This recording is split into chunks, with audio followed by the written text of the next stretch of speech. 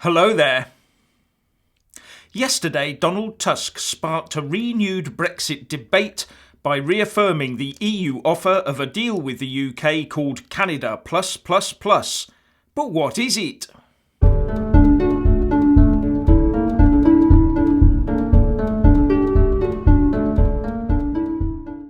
Boris Johnson welcomed it, as did Jacob Rees-Mogg, and Nigel Farage told Mrs May to bite Tusk's hand off to get this Canada Plus cubed deal. They're saying, Chuck Chequers, clutch Canada. So if the Brexiteers want it, and the EU is offering it, but the PM is against it, what's going on? Why isn't Chequers chucked and Canada clutched?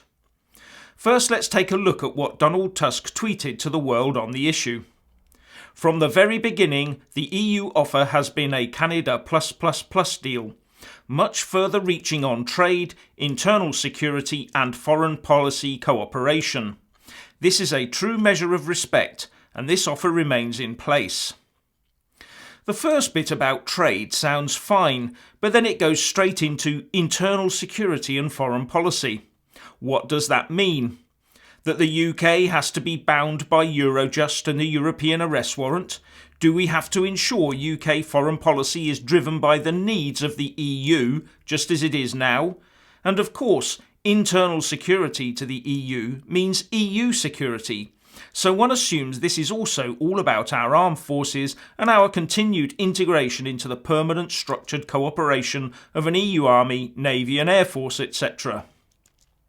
Would it mean we regain our full seat on the World Trade Organization? And further, as we would be remaining joined at the hip with the EU in defence, in time would our UN Security Council seat be up for grabs by Eurocrats?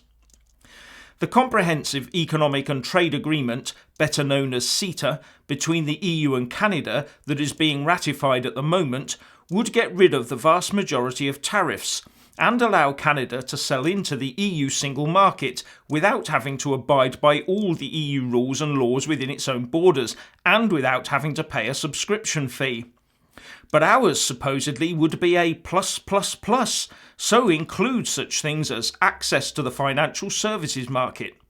Marvellous, let's have one of those then, would be the cry. But it has been suggested that this might come at a price. Remember that Canada is not leaving the EU. Canada is not the world's fifth largest economy that sits right at the edge of the EU. Canada does not have the equivalent of an Irish border issue that can be shamelessly exploited.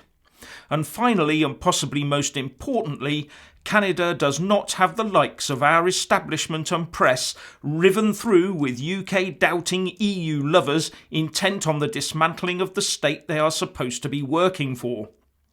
So the quid pro quo could be along the lines of freedom of movement plus plus plus, foreign policy involvement plus plus plus, military involvement plus plus plus, any other concessions they can squeeze out of it plus plus plus, as well as a built-in so-called temporary Irish backstop plan that would in effect turn Canada plus plus plus into a customs union minus minus minus, in fact making it a Brexit minus minus minus.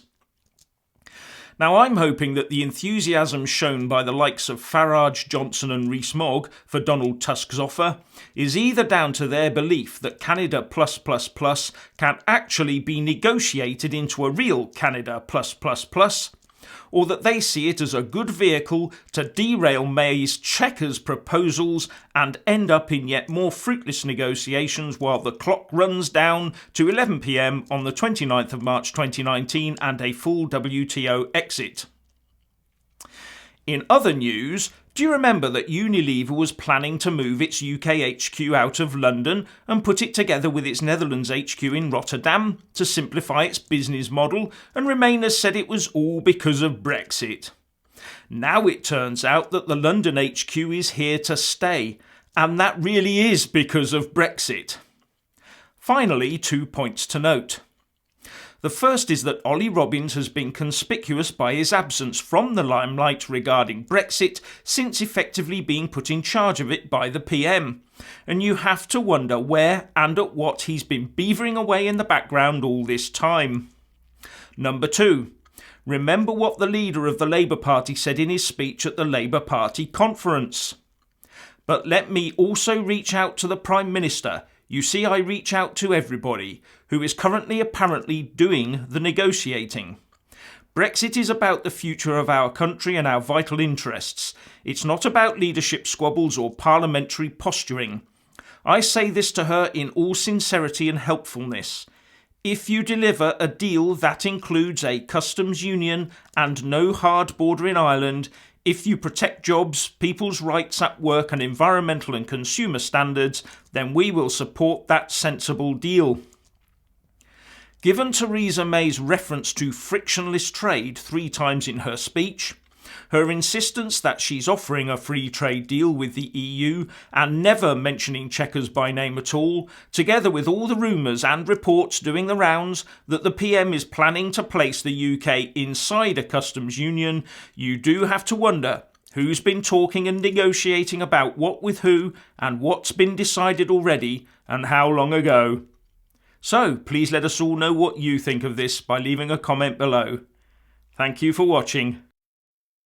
Please do like and share this video, and also subscribe to my channel.